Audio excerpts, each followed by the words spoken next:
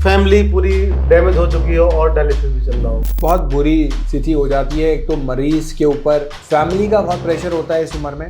इतने पेशेंट आपके पास आए हैं, कोई ऐसा भी पेशेंट आया है क्या कि जो बाकी पैथियां छोड़कर सबसे पहले आयुर्वेद में आया हो? ऐसे भी मरीज होते हैं, लेकिन ऐसे मरीजों की संख्या काफी कम होती है।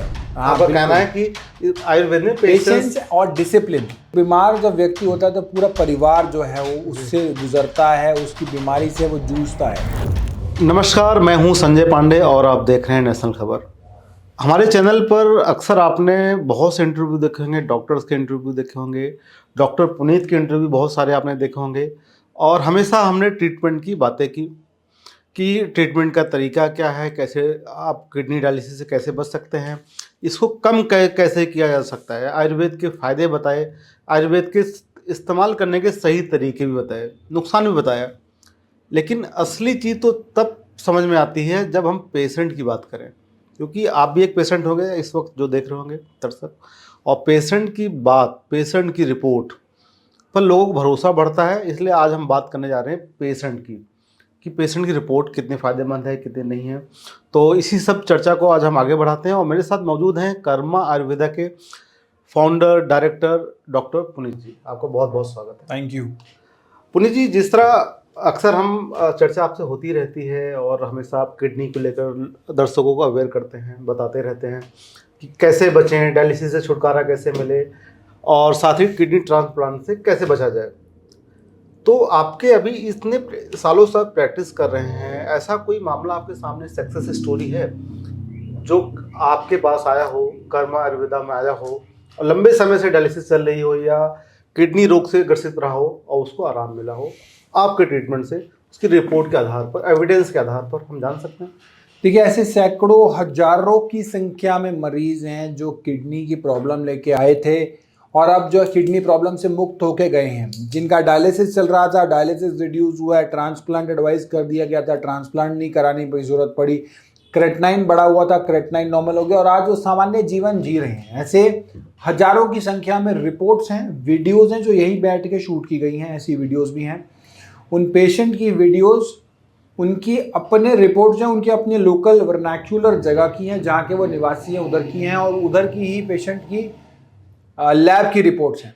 कुछ रिपोर्ट मेरे सामने है, मेरे साथ भी हैं। आज मैं आपको वो भी आपसे शेयर करूंगा कि किस प्रकार क्रेटनाइन जो है वो बढ़ता है, रेगुलर बढ़ता चला जाता है, लेकिन ट्रीटमेंट के बाद, आयुर्वेदिक ट्रीटमेंट के बाद, डाइट, योगा, सब चीज़ों के बाद कैसे वो रिड्यूस हो सकता है।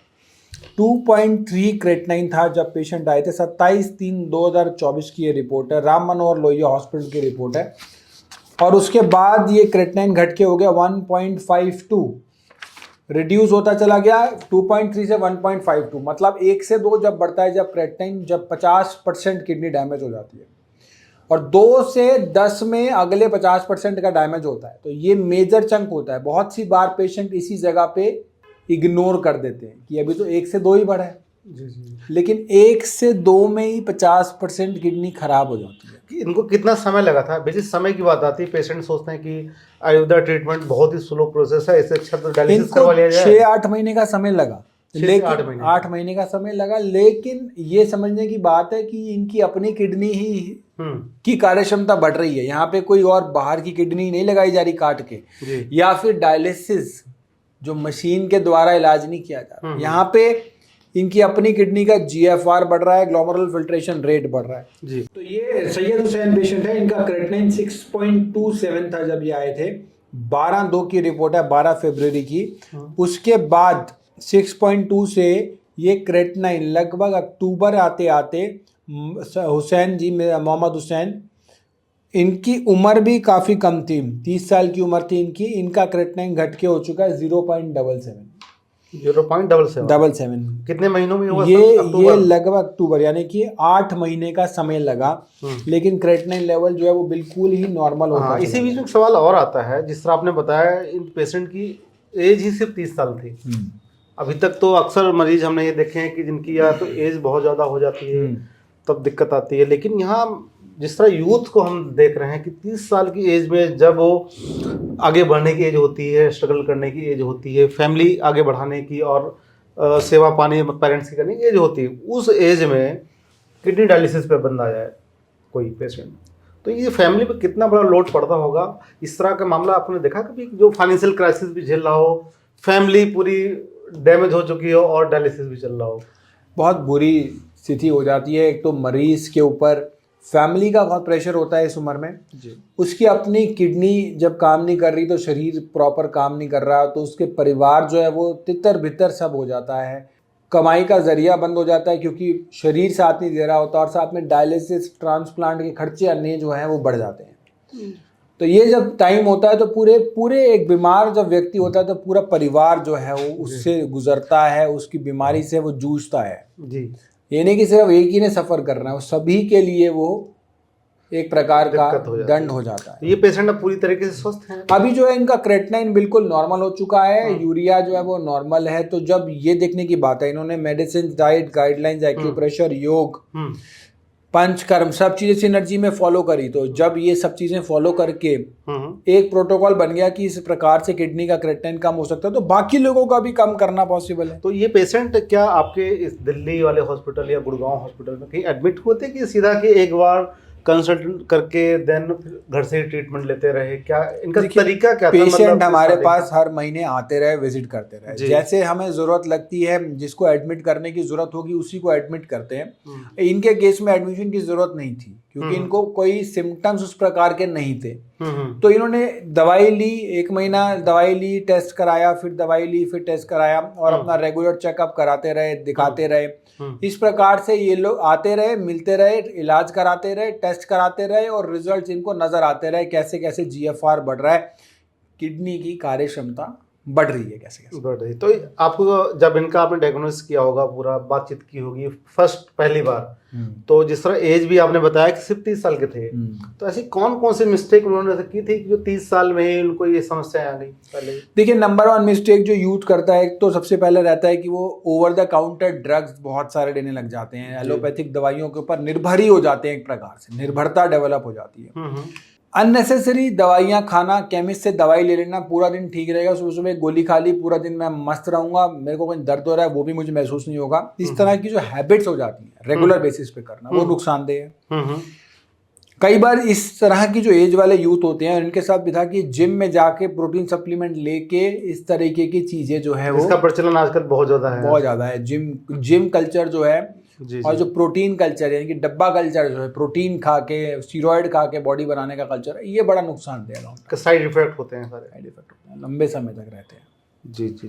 तो एक चीज़ डॉक्टर पुनीत जी, मैं आपसे जानना चाहता हूँ, आपने स्टोरी भी दिखाई, रिपोर्ट्स भी दर्शकों के साथ आपने साझा किया, सब कुछ बता दिया, लेकिन आपको कहीं लगता नहीं कि कोई भी जो पेशेंट आता है आयुर्वेद में, वो पूरा जब बाहर से हार चुका होता है, पूरा फाइनेंशियल स्थिति भी खराब हो चुकी होती है, और उसके बाद आयुर्वेद पर रुख करता है, और उसके बाद भी आपको समझाने में, उसको विश्वास दिलाने में, भरोसा दिलाने में कि आयुर्वेद सक्षम है इन चीज़ों को, या किडनी जैसी समस्या को सही करने में आयुर्वेद सक्षम है, पूरी तरह सक्षम है।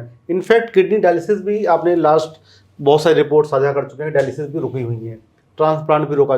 तो ऐसा क्यों है कि आज का युवा या यूथ पेशेंट क्यों नहीं समझ पा रहा है अपना, क्यों दिक्कत का सामना करना पड़ता है आप जैसे एक्सपर्ट को, डॉक्टर्स को, आयुर्वेदाचार्यों को, कि समझाने में समझ नहीं पाते वो लोग? ऐसा क्या है कि आप आयुर्वेद में कमी है कि जो बाकी पैथियाँ वो बहुत आगे हैं? कहाँ कमी है? देखिए, सबसे पहले तो जब मरीज को कोई प्रॉब्लम होती है तो वो मरीज सबसे पहले एलोपैथी में जाता है, वहाँ पे इलाज कराता है, डायग्नोसिस करता है। हमारे पास तो जनरली वो तब आता है जब उसके सारे दरवाजे एलोपैथिक डॉक्टर्स बंद कर देते हैं कि अब या तो डायलिसिस होगा, या ट्रांसप्लांट होगा, या फिर आप दवाइयाँ लेते रहिए, इससे आपका क्रेटनाइन बढ़ता रहेगा और आपके पास इतना समय बचा है। तब वो ऑल्टरनेट ढूंढने लगता है, उसके बाद ढूंढते हैं, उसके बाद वो हमारे पास आता है, और आखिरी में ही आता है, लास्ट में ही आता है। 70-80% मरीज बाद में आते हैं हमारे पास। अगर वो पहले आ जाएं तो उनको और जल्दी रिजल्ट आ जाएगा और कम समय में आ जाएगा, और साथ में उनको अच्छे से परिवर्तन हो जाएगा, रिवर्सल प्रॉपर हो जाएगा। तो जितना ज़्यादा डिले से मरीज आता है, उतना समय ज़्यादा लगता है, उतना एफर्ट ज़्यादा लगते हैं, उतने जो प्रयास करने पड़ते हैं मरीज को भी और हमें भी, वो ज़्यादा हो जाते हैं। इसी बीच में जो आपने जवाब दिया, इसमें एक सवाल और आता है कि इतने पेशेंट आपके पास आए हैं, कोई ऐसा भी पेशेंट आया है क्या कि जो बाकी पैथियाँ छोड़कर सबसे पहले आयुर्वेद में आया हो? ऐसे भी मरीज होते हैं, लेकिन ऐसे मरीजों की संख्या काफ़ी कम होती है। जो सबसे पहले आयुर्वेद में आते हैं और बाकी जगहों में बाद में जाते हैं, क्योंकि उन्होंने या तो किसी की अपनी फैमिली में देखा होता है ना जी कि ये बीमारी हो चुकी है और इसका ये परिणाम है इस पैथी में, तो मैं सीधा यहाँ ना जाके यहाँ चला जाऊँ। कई बार ऐसे मरीज भी होते हैं जो भुक्तभोगी होते हैं जी और उनको पता होता है कि ये बीमारी का समाधान इस तरीके से बेटर मिल जाएगा। जी जी, मतलब आप ये दावा कर रहे हैं कि कर्म आयुर्वेदा या आपकी शरण में कोई आता है पेशेंट, कहीं से भी आया हो, तो इनफैक्ट लो उसकी डायलिसिस अगर 2-4-5 हो रही महीने में, तो आप उसको कम तो कर ही देंगे, इनफैक्ट रुकवा भी सकते हैं। ये भी आप रिसर्च पूरी है पास की क्या? देखिए होता क्या है, जब मरीज आता है डायलिसिस वो लेकर आता है 2 बार 3 बार, तो डेफिनेटली उसका जीएफआर बढ़ेगा, उसके सामने रिपोर्ट रहेंगी, तो डायलिसिस तो ऑटोमेटिकली कम होगा।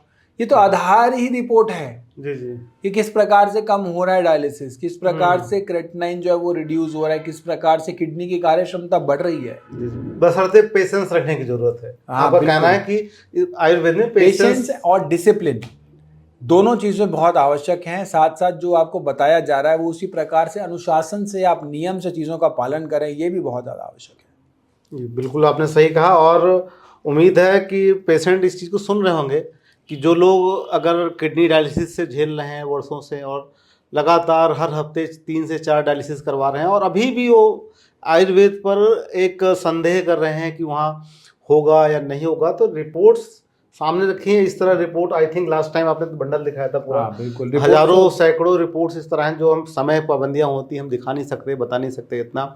और कुछ गाइडलाइंस भी होती हैं। बहुत से पेशेंट जो होते हैं अपनी रिपोर्ट साझा करने से कतराते हैं कि अब हमारी बातें बाहर ना आए, किसी की शादी होनी होती, किसी की फैमिली प्रॉब्लम्स होती हैं।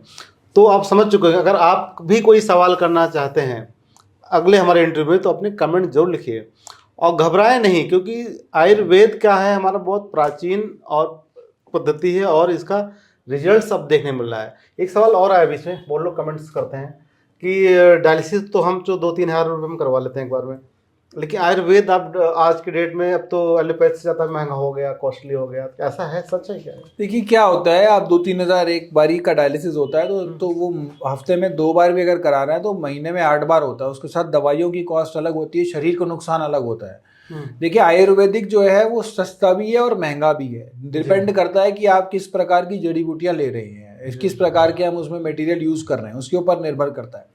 तो ऐसा कहना कि सिर्फ महंगा है, ऐसा नहीं है। डिपेंड करेगा कि आपके जो करंट कॉस्ट है उसके कंपैरिजन में अगर आप देखेंगे तो वो काफ़ी सस्ता है। डायलिसिस पेशेंट की एवरेज 30-40 हज़ार रुपये अगर पर मंथ यहाँ पे जा रहे हैं, साथ में मेडिसिन का खर्चा हो रहा है, तो डायलिसिस भी बंद हो रहा है, शरीर भी बच रहा है और अगर कॉस्ट भी कम आ रही है, तो ये मुझे लगता है विन विन सिचुएशन है चारों तरफ। एक सवाल और रह गया जो वो भी किसी ने हमें कमेंट में लिखा था कि जिस तरह इंग्लिश जो एलोपैथिक मेडिसिन होती हैं, सभी पेशेंट के लिए एक कंपनी की, अलग अलग कंपनी की दवाइयाँ डॉक्टर लिखते हैं, एक बार में दे देते हैं कि सभी लोग खाइए इसको।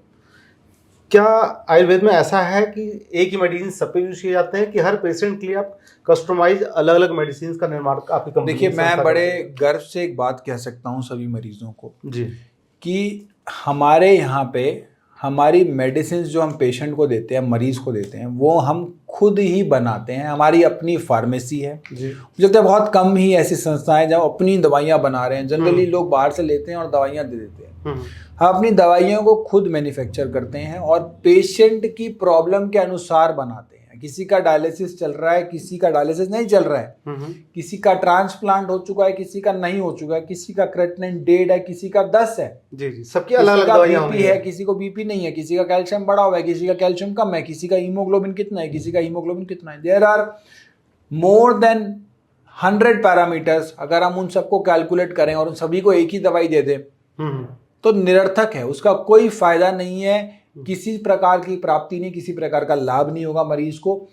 मरीज की दवाई कस्टमाइज तरीके से उसकी बीमारी के अनुसार और बीमारी की जो सिम्टम्स हैं उसके अनुसार दी जाती है और उसी में ही रिजल्ट नजर आते हैं। और हम अपनी दवाइयाँ हमारे यहाँ पे अपनी फार्मेसी में खुद पे भरोसा है, बनाते हैं, बाहर की दवाइयों पर निर्भर ही नहीं रहते हैं। बहुत बढ़िया, ये तो आपने बहुत सही बात किया। इसके बहुत सारे लोग सोच रहे थे इस तरह की क्या अलग कंपनी दवाइयाँ दी जाती हैं कर्मा आयुर्वेदा में या स्वयं की। तो आपने सुन लिया होगा कि कर्मा आयुर्वेदा पेशेंट को लेकर कितना सजग है, कितना सतर्क है और वो चाहता है कि हर एक पेशेंट का ट्रीटमेंट अच्छे से हो और उसके अनुरूप ही दवाइयों का निर्माण हो। सबकी अलग अलग स्थिति होती है हर पेशेंट की, और जिस तरह आपने बताया कि सबकी बॉडी अलग है, सबके तरीके अलग हैं, हीलिंग पावर सबकी अलग है, बिल्कुल, बिल्कुल। तो ट्रीटमेंट भी अलग ही होगा, तभी आपको बेनिफिट्स मिलेगा। चलिए, बहुत बहुत धन्यवाद आपका, आभार हमसे जुड़े और अपनी राय हमसे की। तो आपने देखा, और अगर आप आगे भी इस इंटरव्यू को देखना चाहते हैं और इसके और भी सीरीज देखना चाहते हैं, तो डिस्क्रिप्शन में हम इसके बहुत से सीरीज है हमारी, उसके लिंक आपको हम देंगे, वो आप भी देखिए। और देखिए ही नहीं, अपनी राय भी दीजिए, क्योंकि आपकी राय हमारे लिए बहुत कीमती है। आपकी राय से हम अगले इंटरव्यू की हम तैयारी करते हैं कि आपके सवाल क्या हैं, क्योंकि हमारा एक ही मोटिव है कि पेशेंट, दर्शक को सही जानकारी और समय पर जानकारी मुहैया हो, ताकि वो किसी भी प्रकार की बीमारी से, खास तौर से डायलिसिस से बाहर निकलने में उनको आसानी हो। धन्यवाद।